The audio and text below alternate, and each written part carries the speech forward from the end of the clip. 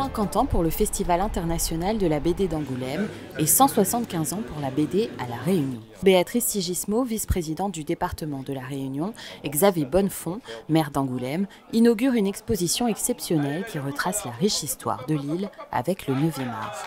La Réunion est une terre de BD. Il y a eu un travail énorme ces dernières années au département de La Réunion pour accompagner non seulement la valorisation de l'histoire patrimoniale de la BD réunionnaise, mais aussi la création contemporaine. On est fiers de ce qu'on est, de ce qu'on est devenu et de ce qu'on peut encore transmettre aux générations futures. Et les documents sont nombreux dans cette exposition pour jouer le jeu de la transmission. La première planche remonte à 1848, l'itinéraire de Sarda Garriga, imaginé par l'auteur Potémon, visible pour la première fois dans l'Hexagone.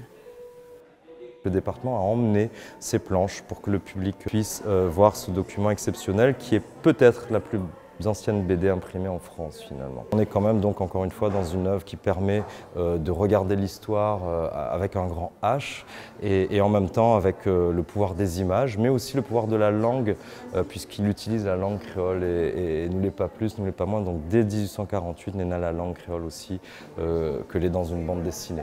Célébrer ces 175 ans d'histoire de la BD pays et tourner les pages jusqu'à celle d'aujourd'hui. Pour l'événement, 42 BDistes ont fait le déplacement pour faire découvrir leur art à un public très attentif.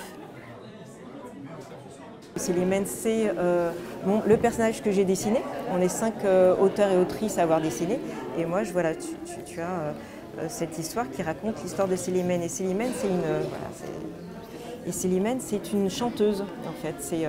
Elle avait des chansons qui chahutaient un petit peu les notables, les gens, voilà, les maires, voilà. Donc c'était un peu on peut dire que c'est l'ancêtre. Elle avait, oui, un côté un peu rappeuse. Nous, on apporte plusieurs voix qui viennent de l'île et qui disent, voilà, on fait ça aussi chez nous. C'est pas que des plages, voilà, des cocotiers.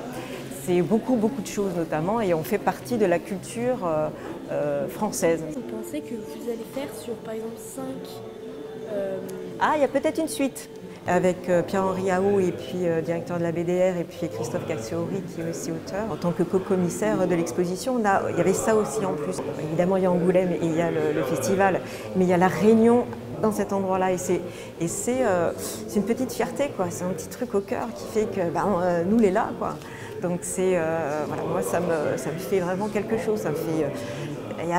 C'est très rare ce genre d'occasion, et là c'est une très belle occasion. Une occasion rare provoquée par l'association Cyclone BD qui promet aux Réunionnais de prochaines aventures pour fêter ensemble ce 175e anniversaire. L'exposition sera visible pendant le festival Cyclone BD. On va essayer de la mettre encore plus en lumière, et elle sera accompagnée d'un catalogue dédié à l'exposition. Les Réunionnais pourront voir toutes les œuvres exposées ici et pouvoir se rendre compte des 175 années de bande dessinée à La Réunion.